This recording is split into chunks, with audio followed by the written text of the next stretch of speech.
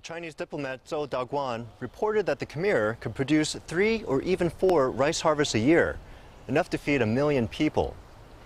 He also described the wet season, saying that the high water mark around Lake Tonle Sap could reach 70 or 80 feet, completely submerging even tall trees. Modern scholars owe a great deal to Zhou, who wrote about Khmer life in great detail. His memoirs describe day-to-day city life, the economy, social customs, and even the king's relationship with his people.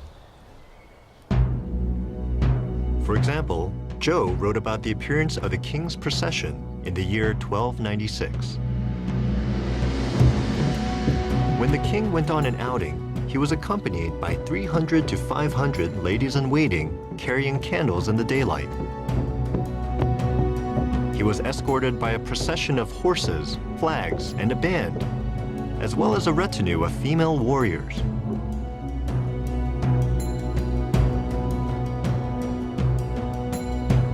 The king, his queen, and his concubines rode palanquins, coaches, horses, and elephants, and they were sheltered from the sun by 100 parasols decorated with gold.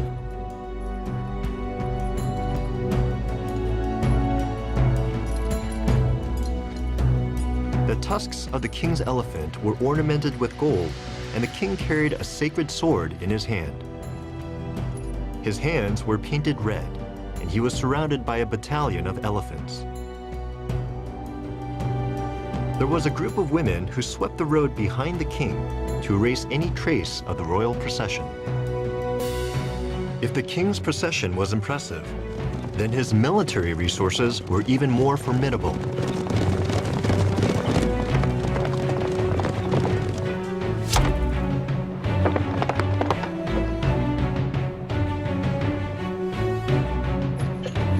Included a division of 20,000 elephants, plus infantry, cavalry, and a division of archers who could shower the enemy with arrows.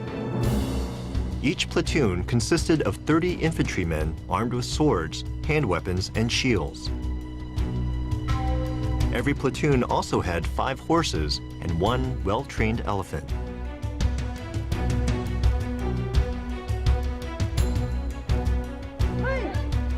Women were also part of the military.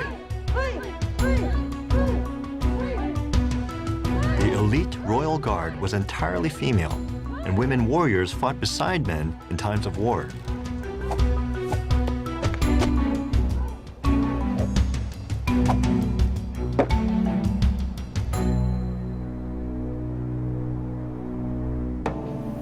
At the start of the 13th century, Angkor Thom and its surrounding area was the greatest city of its time.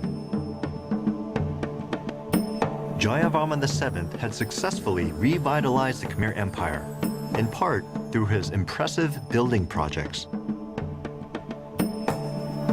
Besides his temples, he expanded the system of highways, connecting his capital city to many other provinces. He also built 121 inns, as well as 102 hospitals. Before Jayavarman VII came to power, the region was embroiled in turmoil and strife. Neighboring kingdoms saw Khmer disorder as an opportunity to expand. Once he came to power, Jayavarman strengthened his empire and expanded its reach through a series of military campaigns. Inscriptions describe his conquest of a neighboring territory. His army included a cavalry of Chinese horses, a division of elephants, female soldiers, and a full infantry.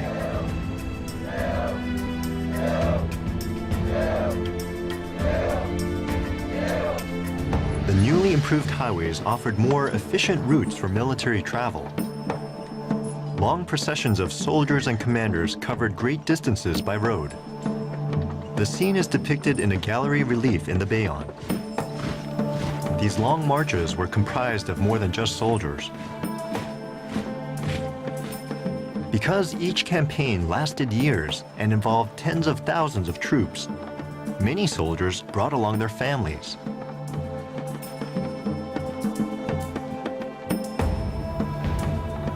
It It wasn't only a military mobilization, but a mass migration. Jayavarman VII's military conquests changed the history of both the Khmer Empire and all of Southeast Asia. There are few records from late in the king's reign, but histories record that he was a fierce opponent on the battlefield. One account states, Jayavarman VII swore an oath to take revenge against his enemies. He bore their impudence for 18 years and finally saw his plans to fruition. The Khmer often overwhelmed their enemies with a swift cavalry and a large infantry. Charging elephants no doubt struck fear in the hearts of the enemy. Much of the fighting was close hand-to-hand combat, using a sickle-like weapon called a pakak.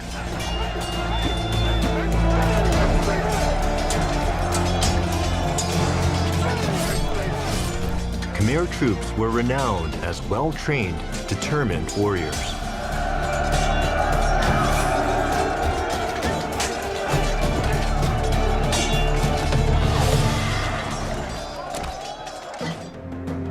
Eventually, the Khmer Empire stretched from what is now Laos and much of Thailand in the north, to the Malay Peninsula in the south, Burma in the west, to central Vietnam in the east, almost all of mainland Southeast Asia. Jayavarman VII's rule strengthened and expanded the Khmer Empire.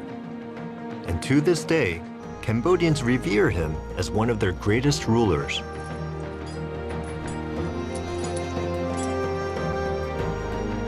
In the centuries since his reign, nature has obscured his capital city, the proud center of a powerful Khmer Empire. But the legacy of what he created endures. The stately terrace of the elephants, the haunting faces of Bayon Temple, and the many symbols of a deep Buddhist faith all continue to inspire visitors from around the world. Today, hundreds of monks still make pilgrimages to Angkor Thom to learn, teach, and worship as their ancestors did. Though modern conservationists cannot reverse hundreds of years of nature's advances, they can help us imagine how these palaces and temples once appeared and how they supported a vibrant and thriving Khmer civilization.